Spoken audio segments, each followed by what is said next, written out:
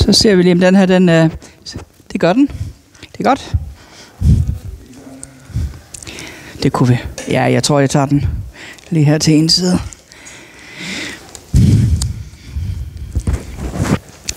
Det er skægt, underligt at være her og tale dansk.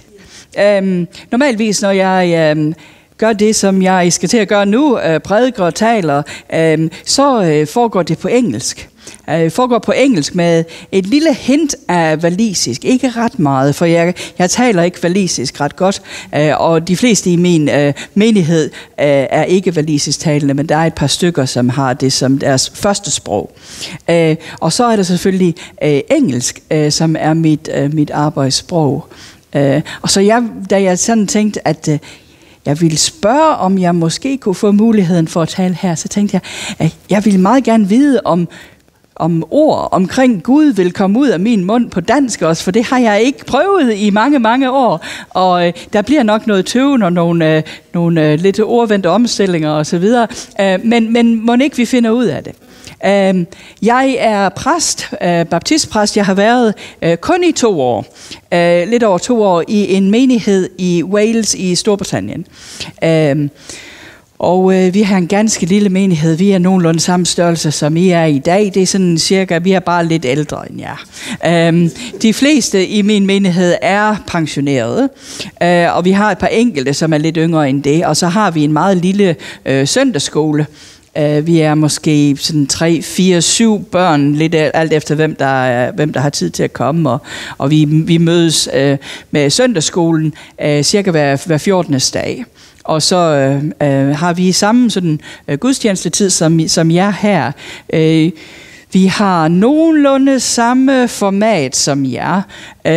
Vi har en rigtig gammel kirke, et chapel.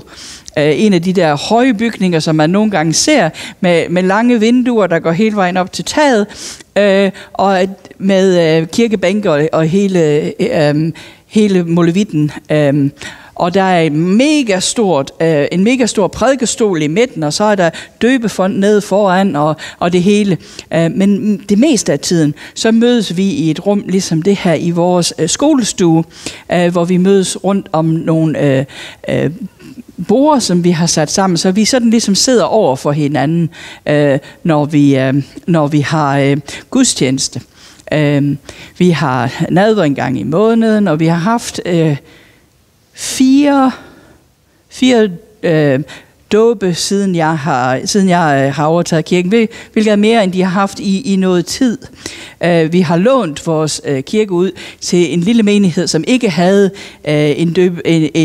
et baptistry, en dåbsgrav, som ikke havde en af deres egne, og så har vi døbt 3 af vores egne lokale folk, som har fået gennemsnitsalderen i kirken lidt ned. Ikke voldsomt ned, lidt ned. Jeg er stadigvæk, sådan sidst i 40'erne, jeg er stadigvæk det yngste medlem, og så har vi en ungdomsklub, som er sådan lige omkring pensionsalderen, og så er der resten. Så det er sådan ligesom sådan, det ser ud, og det har sin udfordring. Jeg talte lige med nogen herovre på den ene side her, om hvor mange baptistkirker der er i Danmark. Jeg havde lige et lille kig på et tidspunkt, mens jeg stadigvæk var studerende. Jeg tænkte, skal jeg prøve at se, om jeg kan komme i en lille praktik i Danmark, bare for ligesom at prøve noget andet og se, hvordan det er. Og det besluttede jeg mig så for i sidste ende, at det gjorde jeg ikke. Men jeg så, der var kun omkring sådan 55 baptistmenigheder i Danmark. I et område, der sådan ligesom fra Thyborøn og så herind til, der har vi i den association, sammenslutning, som jeg er i, der har vi omkring 20-25 baptistkirker, bare i det lille stræk. Og så er der cirka lige så mange andre valgmenighedskirker, så der er Congregationalists, der er Presbyterians og forskellige andre i det samme område. Og noget af min tid går med, at jeg sådan sætter mig i min, det plejede at være en lille rød bil. Den lille røde bil har det ikke så godt mere. Nogen kørte ud fra og ind i siden på lille rød bil. Så nu er det en lille hvid bil. Den lille hvide bil om eftermiddagen kører som regel rundt til nogle af de her små småkirker, hvor der ikke er præster og tager gudstjenester der. Så vi har morgengudstjeneste 9:30, og så har vi 6:30 om aftenen har vi også gudstjeneste. Og så ind imellem passer jeg som regel ind og sådan tager lidt på turné. Og det har den fordel, at hvis jeg kommer langt nok væk fra der, hvor jeg var, så kan jeg bruge den samme prædiken. Det er meget godt. Det er meget heldigt samtidig. Man kan få lidt travlt en gang imellem. Men altså, vi har sådan en Anglican Church, så en etableret kirke midt plonk i den landsby, hvor jeg bor. Der er cirka 700-800 mennesker i den landsby, hvor jeg arbejder. Men de har ikke nogen præst for tiden. De har sådan lidt skiftende præster, og de kan ikke rigtig få en menighed op at køre. Så vi er ligesom menigheden, hvilket betyder, at jeg bliver lidt ligesom en landsbypræst. Så jeg får de privilegier, der hører med til det, at jeg bliver inviteret til ud i skolen for at lave forsamlinger der. Jeg bliver inviteret, hvis der er et eller andet, der skal foregå. Hvis der er nogen, der ikke er så friske, og nogen ved om det, så bliver jeg som regel sådan kaldt lidt ud og får lov at gå ind i folks hjem. Så det er sådan lidt en blanding af en sognepræst og hvad man ellers, hvor jeg er, vil kalde en baptistpræst, som måske kigger mere efter sin menighed. Så vi har lidt overlap der på den måde. Og ellers så ved jeg sådan set ikke rigtig, hvad jeg kan sige mere om der, hvor vi er. Vi har nogle ældre sange. Vi har nogle rigtig gode gamle salmer, som min menighed er rigtig glad for. Og så har vi nogen, som er mere interesseret i mere moderne musik, og vi prøver på sådan at blande det lidt, uden at glemme alt, hvad vi har fra fortiden. Og vi bruger lidt mere video og medier og sådan noget i gudstjenesten nu, end vi måske har gjort i tidligere hen. Men i de små kirker, hvor jeg kommer ud, der er det meget sådan, så har vi en bøn, og så har vi en salme, og så har vi en læsning, og så har vi det. Og det bliver meget struktureret. Og jeg tror, nogen måske synes, at vi er lige ustruktureret nok. Det kan ingen af jer forestille jer, når I sådan ser mig her, men selvfølgelig, det er jo så lige sådan, det er. Og vi har underligt nok også tiltrukket en bestemt sådan samfundsgruppe. Det er en meget åben menighed. Og der er et stor spredning også i den engelske og walisiske baptistkirke med hensyn til teologiske syn og så videre. Og vi er måske på den mere sådan åbne ende af det spektrum. Der ligger en meget stor baptistkirke med et rigtig godt børnearbejde og mange gode bibelstudiegrupper og så videre i den lidt større by, men de er meget konservative. Og jeg havde den uheldige oplevelse, at jeg skulle til en begravelse lige efter jeg var blevet ordineret i den her større baptistkirke. Og desværre så var den leder for den kirke i et lidt dårligt humør, og da jeg kom ind, så var der ikke så meget sådan med håndtryk eller noget i den retning. Altså det kunne vi ikke lige arbejde med. Så det er lidt svært, og det er lidt svært for mig. Jeg har følt mig kaldet til at være præst i mange, mange år, men har vokset op i et sted, hvor det ikke var for piger. Og så den rejse har været lidt længere for mig måske, end jeg kunne have ønsket mig. Så det er lidt om den kirke, jeg kommer fra, og hvis der er nogen, der har lyst til at spørge mig et eller andet, så kan vi jo måske gøre det bagefter. Men jeg var ret interesseret i at høre, hvad Hanna sagde omkring vores gode ven Moses. Måske kan I huske, da Moses modtog loven, og Moses var meget sådan spurgte Gud, kan jeg ikke få lov at se dig, nu vi arbejder sammen i så en lang tid? Og sådan noget. Jeg synes, det er måske lidt radiokommunikation. Kan vi ikke lige måske få lov at se dig? Og Gud sagde, der er ikke nogen, der kan se mig på den måde, og stadigvæk leve. Men det vi kan arrangere, det er måske, hvis du gemmer dig her i den her lille sprække, og så holder jeg hånden over dig, så går jeg forbi, og så når jeg er gået forbi, så kan du se mig bagfra. Så kan du se mig, når jeg er gået forbi. Og også da Moses var op for at modtage loven, og han kom ned, og hans ansigt lyste så meget, at de faktisk måske synes, at at det var lige lovligt meget. Måske skulle han lige putte et eller andet over sit. Måske skulle han tage en stor stråhat eller et eller andet, fordi det var mere, end de lige kunne være med til. Der var et eller andet i det, der gjorde dem utrygge, eller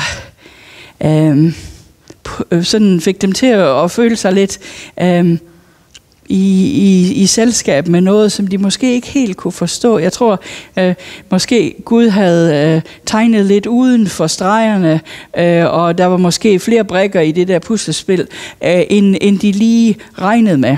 Og Paulus skriver i 2. Korintherbrev, han snakker om det der med, at selvom Moses havde haft det der møde med Gud sådan lidt på afstand, og alligevel måske mere end de fleste, at den herlighed, den stråleglans, som var i hans ansigt, den falmede lidt efter lidt. Paulus siger, at der er en ny herlighed, en som bliver, en som ikke falmer og sådan bliver væk, men en ny herlighed ved ånden, som gør os alle sammen, især Paulus på det her tidspunkt, men også alle sammen til Kristus breve, levende beviser på, at der er en ny pagt i funktion, en ny verdensorden, en ny skabelsesberetning, som er blevet sat i gang i menneskers hjerter. Og vi er i 2. Korintherbrev, kapitel 3, og så læser jeg fra vers 16 til 18. Hver gang en vender om til Herren, tages sløret bort. Herren er ånden, og hvor Herrens ånd er, der er der frihed. Og alle vi, som med utilsløret ansigt i et spejl skuer Herrens herlighed, forvandles efter det billede, vi skuer. Fra herlighed til herlighed, sådan som det sker ved den Herre, som ånden er. Vi, som med utilsløret ansigt i et spejl skuer Herrens herlighed, forvandles efter det billede, vi skuer. Fra herlighed til herlighed, sådan som det sker ved den Herre, som ånden er.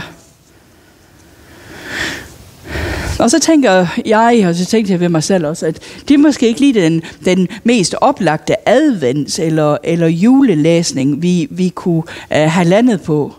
Og så måske alligevel. Måske ikke lige den mest oplagte. Vi talte om advent som Jesus, der kommer til jul, og Jesus, der kommer en gang igen i fremtiden. Og så er der den tredje måde, hvor Jesus kommer på. Jesus kommer ind i vores hjerter, ind i vores liv. Der er ligesom de 3 advent. Der er den i fortiden, der er den, der sker nu og her. Og så er der den, der sker en gang, når den store trompet trutter, og alting bliver synligt, som måske vi kun har haft et sådan lidt måske tilsløret billede af. Det hele bliver synligt. Men det her det er en læsning, som minder os om, hvorfor Jesus kom til os, synes jeg. Som Gud med os. Vi sang om Emmanuel før. Eller som det samtidig bliver sagt, Jesus kom som kærlighed med kød på. Det hele kan blive lidt abstrakt måske en gang imellem. Gud herover et eller andet sted. Men julen er, Gud er ikke langt væk. Gud er ikke ligeglad, men Gud er i vores midte med ømme tær og med omsorg. Og som du sagde også, det er Gud for os. Det er Gud med os. Det er Gud her, hvor vi er. Men det er også Gud på vores side.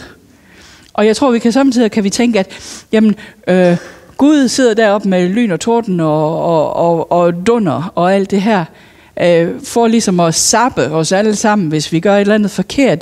Det kan godt være den måde, vi samtidig har fået ting med på fra vores barndom måske. Eller der er nogle idéer om, hvordan Gud er. Men det jeg altid siger til min menighed, det er, Gud er ikke sur på os. Gud er ikke efter os. Gud er efter det, som er efter os. Gud er hammertræt af, at der er sådan noget, der hedder synd. Og Gud er hammertræt af, at der er sygdom i verden. Gud er hamrende træt af alle de ting, som vi også er træt af. Og det er de ting, som Gud gerne vil sabbe. Det er der, hvor hvis der er noget torden og lyn, så er det er rettet imod. Det er ikke rettet imod os. Og det der med ligesom at få skilt os og det, der gør os ondt fra hinanden, lidt ligesom at trække et plaster af. At vi er blevet sådan lidt viklet ind i noget, og Gud vil vikle os ud af det igen. Så Gud er for os, Gud er ikke imod os, men i stedet for en lovsamling af alle de her regler, som vi alligevel ikke kunne holde, så gav Gud sig selv til os. Og først da Jesus blev menneske, først på det tidspunkt, hvor Jesus blev menneske, for at kunne leve et fuldgyldigt menneskeliv. Samtidig så kan jeg godt prøve at få mine tanker rundt om, hvordan det må være for Gud. Altså Gud, og så lidt mere Gud, og så vi ved, hvor stort universet er, eller måske ved vi det ikke, men vi kan i hvert fald forestille os, at hvis vi bliver ved med at traske i den retning i meget, meget lang tid, så vil vi stadigvæk ikke komme til enden af det. Og Gud er større end alt det, for alt det der, det er bare noget, som Gud har skabt. Og så er Gud større end det. Men hvordan er det for Gud, som er Gud, at komme ind i det her lille menneske, og være på et sted, og opleve, hvordan det er at være på et sted, og ikke kunne ordne noget derover, fordi nu er han så tilfældigvis i Jerusalem, og så kan han ikke på det samme tidspunkt være i Nazareth. Jamen, hvordan må det være at være alt Gud på et sted på én gang? Jeg kan ikke forstå det. Og så Jesus var et fuldgyldigt menneske, fordi så kunne han tage vores skyld og vores skam med sig. Han kunne tage det på sine skuldre og bære det ind i døden. Og det blev ind i døden. Hvordan end vi forstår det. Men Jesus, da han kom ind i døden, der var ikke plads. Der var ikke plads ind i døden til Jesus. Der var for meget kærlighed, der var for meget liv, der var for meget et eller andet. Og det hele eksploderede indenfra. Og Jesus kom ud igen. Men det gjorde alt det der skrammel, ikke? Det ligger der stadigvæk. Det kan godt være, at det vrider sig lidt en gang imellem, og det kan godt være, at det er noget træls.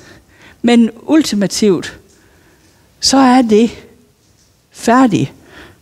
Det ligger der. Og han kom tilbage med liv og med kærlighed nok til at dele med os alle sammen. Og så gav Gud sig selv til os igen. Han gav sig selv til os med Helligånden. Jesus' egen ånd blev givet til os. Først gav Gud Jesus, og så gav Faderen og Sønnen Helligånden. Og nogle gange så tænker vi måske, at Jesus tog tilbage, og det var også en skam. Men på den anden side, så er det jo ikke så meget en skam, fordi nu kan Gud igen være alle steder. Han kan være med os alle, uanset hvor vi er, uanset hvor vi tilbeder Gud, uanset hvor vi har gudstjenester, så kan Gud være inde i os, han kan være med os. Og den Immanuel, som var på et sted, er nu alle steder. I Ezekiels bog skriver profeten, jeg vil lægge min egen ånd i deres hjerter. I stedet for et hjerte af sten, vil jeg give dem et levende hjerte af kød og blod. Jeg giver jer min ånd i jeres indre, så I følger mine love og omhyggeligt holder mine bud. Vi kan ikke bare sådan bestemme, at nu vil vi holde hele regelsamlingen. Det kan vi simpelthen ikke. Det kan ikke lade sig gøre, men Gud giver os sin egen ånd for at hjælpe os med at blive de mennesker, være de mennesker, som Gud har haft i tankerne, at vi skulle være. Lige siden Gud sad sammen med Gud selv, og de havde en snak med ham selv om, hvordan hun synes det hele det skulle være, havde Gud en plan for hver eneste en af os. Endnu inden, at der var lavet noget som helst, så tænkte jeg, det kunne simpelthen være så godt, hvis vi havde en ligesom dig, eller en ligesom dig. Det kunne jeg lige tænke mig. Og det var ikke, fordi Gud havde brug for nogen af os, men jeg kunne simpelthen så godt tænke mig, at vi lige havde en, der var ligesom det, og vi skal også bruge en af dem, og kunne det ikke være sjov? Og vi sidder måske nogle gange og kigger i spejlet og tænker, jeg er ikke så sikker på det her, og jeg er blevet lidt gammel, og det kan jeg ikke lige så godt lide, og det, jeg gjorde, der sagde den dag, det var også lidt dumt. Men Gud tænkte, ved du hvad, vi skal simpelthen vi skal have en af hver. Og kunne det ikke være dejligt? Og det synes jeg simpelthen er fantastisk. Gud selv vil frelse sit folk, lyder de gamle profetier. Det, som ingen anden kan gøre, det vil Gud selv gøre. Og det er Gud i fællesskab, det er Gud Fader, Gud Søn og Gud Helligånd, der bliver enige om, at det her, det skal vi gøre sammen. Det er et stort teamwork. Vi, som med utilslørede ansigter, skuer Herrenes herlighed, som i et spejl, forvandles efter det billede, vi skuer fra herlighed til herlighed. Herlighed, som kommer fra Herren, som er ånden.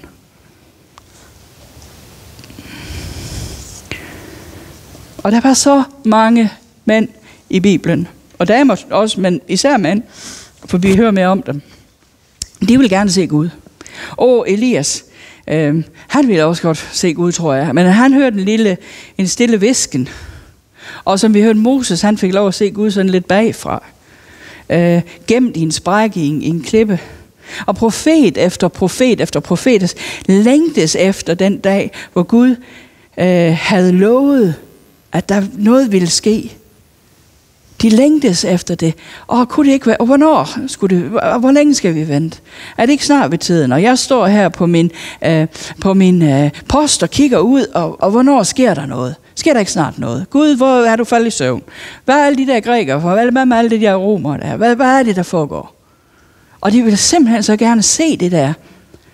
Og så er det gamle Simeon, som får lov at holde det der lille baby, hvor han er den sidste af de der profeter, den sidste af de folk, der venter. Han står der med den lille Jesus i sine arme, og så siger han, nu kan jeg godt gå hjem og lægge mig. Fordi nu har jeg set Guds frelse. Og det er i det der lille sted, i det tempel der, men det der, vi kunne forestille dig, køer, heste og grise og får og hele bondegården. Ikke? Og de har alle de der offerdyr og alt det der, og duer og alting, og folk, der løber frem og tilbage. Og der midt i, der kommer det lille Jesusbarn hen til den gamle mand. Han må nok være sådan her på en stok, ikke? Og så tager han ham der lille baby, og der mødes det gamle testament og det nye testament i det der sted der, lige der. Og så er det slut med at vente. For der er den lille Emmanuel, Gud med os. Han er lige pludselig kommet. Der er han. Og så alle de der store navne, de der gamle profeter og de berømte mænd, der var ingen af dem umiddelbart, der fik sæde på første parket. Det var ikke dem, der fik det der sæde der lige i fronten. Den gik til nogle forhyrter, som var ildeset i deres egen samtid. De kunne ikke umiddelbart, hvis der var en retssag, så kunne de ikke umiddelbart vidne i en retssag. Det var de ikke. Det var sådan blev betragtet som lidt utilregnelige eller sådan lidt. Det kunne vi ikke lige umiddelbart. Og så var der nogle magiastrologer, som der står klart i Bibelen, at det skal vi ikke lige marke for meget rundt i. Men det var så lige dem, de kom så også lige, de fik også lige lov til at komme med der, og de var heller ikke på sådan top 10 over de mest sådan tilregnelige og gode samfundsborgere. Det var ikke lige dem. De kom også fra et andet land og sådan noget. Det kan vi ikke lige have. Og så var der så en teenagemor, hvis graviditet var startet længe før hun havde en bryllupsnat. Det var jo selvfølgelig en total skandal, og så hendes mand Josef. Det var så lige dem, som Gud han synes, dem tager vi lige. Og så kan de så være de første, som fik lov til at se Gud ansigt til ansigt i det lille Jesusbarn. Det var så lige dem, der fik lov til det. Det var meget lidt af det nye, som Gud han var ved at gøre, som han skabte i verden, der så ud, som folk havde regnet med, at det ville se ud. Selvom de gamle profetier selvfølgelig, og vi sang det også nu her, havde hentydet til det. Der var de halte og de lamme, der springer rundt og danser ballet, og der er døve mennesker, der lige pludselig kan høre. Der er blinde mennesker, der ser, der er spedalske. Som de var lige så bange for dem, som vi var, da vi ikke vidste, hvad corona ville gøre. Ikke? Altså, det var sådan, det var. Det var simpelthen... Jeg ved simpelthen ikke, hvis der var en af dem, der faldt om med hjertestop. Jeg tror ikke, hvad gør vi lige? Men de spedalske, de forsvinder ind i Guds kæmpe krammer.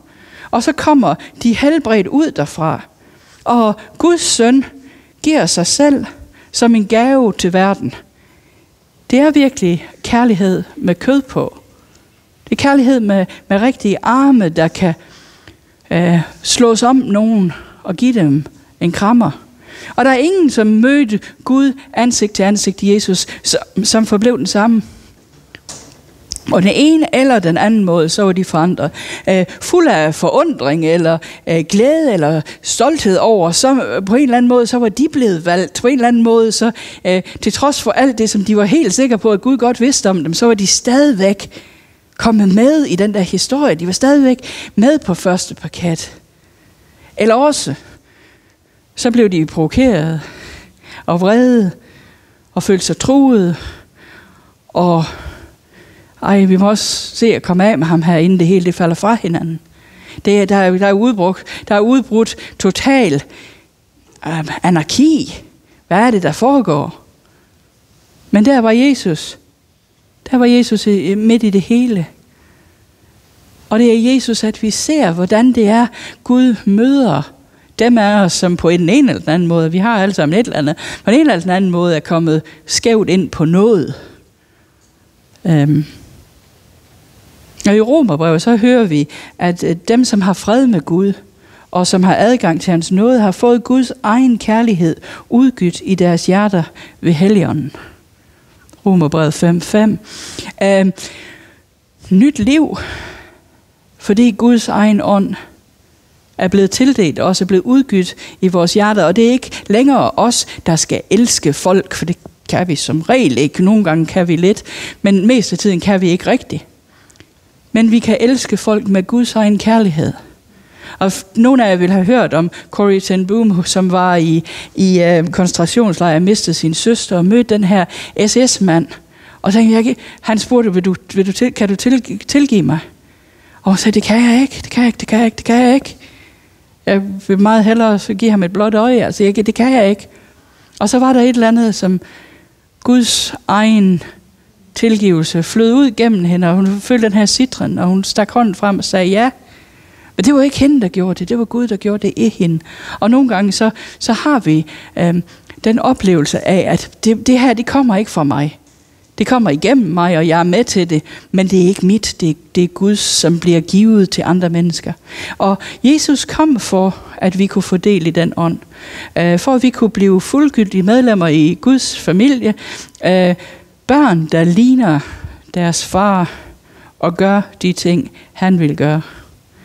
Og jeg tror, at det lille billede har måske lidt familielighed. Og der er den familielighed, er der ikke, når vi får del i Guds ånd, at vi hver på vores egen måde afspejler en lille facet af, hvem Gud er. Måske har vi lidt mere af det, og lidt mindre af det, og nogle andre har mere af det, og noget andet. Men vi alle sammen har den familielighed på en eller anden måde, at vi bliver del af Guds familie.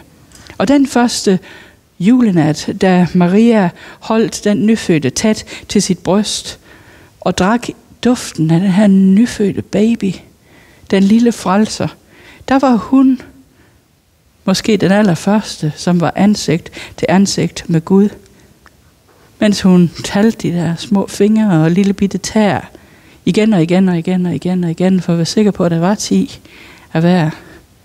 5 på den ene hånd, 5 på den anden. Og hun fik det privilegie, at hun kunne sidde der og kigge på den her lille en og møde Gud ansigt til ansigt. Og vi er inviteret til at gøre det samme. Til at bruge tid i bøn med Gud. Til at finstudere Jesus, som vi finder ham i evangelierne. Til at give plads til ham indeni, ligesom Jomfru Maria gjorde. Til at være ansigt til ansigt med Gud. Og være intimt, ordentligt til stede med hinanden. Tæt på. Vi er inviteret til at lade ham være med i vores liv. Til at lade ham kigge os over skuldrene og se, hvad vi ser. Og jeg ved ikke, om I nogensinde gør det, men samtidig, når jeg sådan ikke lige ved, hvorfor nogle ord jeg skal bede, og det er ikke lige altid, at der er sådan en masse, Gud, kan du ikke lige ordne det, og kan du ikke lige sørge for det, og jeg skal også lige bruge en parkeringsplads der under grønt lys her, for jeg er jo lidt for sent på den. Hvis det ikke lige er sådan, det er, og forhåbentlig er det ikke det hele tiden. Hvis det ikke lige er sådan, det er, så bare lad Gud kigge over skulderen på, hvad det nu er, at vi kigger på. Når vi kigger på folk, vi tænker, trækker lidt på det ene ben. Det kunne da godt være, at hun lige kunne bruge en lille... Og jeg har også den her kalender her foran mig. Der er måske lidt mere en, jeg lige synes, jeg kan være med til. Og den her e-mail-inbox. Men lad Gud kigge på det. Han kigger over skulderen på det, som vi kigger på. Med sine egne milde øjne, klare øjne. Og når der er noget, som vi synes, det ville egentlig hellere, det var lidt anderledes det her. Men så lad Gud kigge på det med det der blik, som jeg tror, vi alle sammen på et eller andet tidspunkt, på den ene eller anden måde måske har oplevet. Guds blik, som er velkommen, som er mildt, og som er tilgivende, og som er forstående overfor. Jamen, jeg havde også engang nogle ømme tæer, og jeg havde heller ikke lige fået nok søvn den dag, og der var også hende der dame, der spurgte, om jeg ikke lige kunne hjælpe, og så var jeg også lige lidt... Altså, Jesus forstår godt, hvordan det er at være træt, og hvordan det er at være fristet af ting. Og når vi bruger tid der i bøn, når vi spejler os i en forældres øjne og lærer ham, som er en storbror for alle sammen, for alle dem, der tror, så bliver vi også forandret, så bliver vi forklaret, så bliver vi forherliget, indtil vi skinner som stjerner, indtil vi ser os i spejlet og ser Gud smile tilbage til os i vores eget ansigt.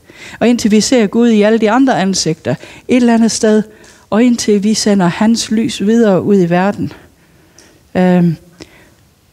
Det er det, vi altid var kaldet til. Det er det, vi er lavet til. Det er til at reflektere tilbage til Gud. Den lovsang, som er hans, og reflektere ind i verden. Den kærlighed, som Gud har givet os. Så lad os leve her lige før jul, ansigt til ansigt med Gud. Amen.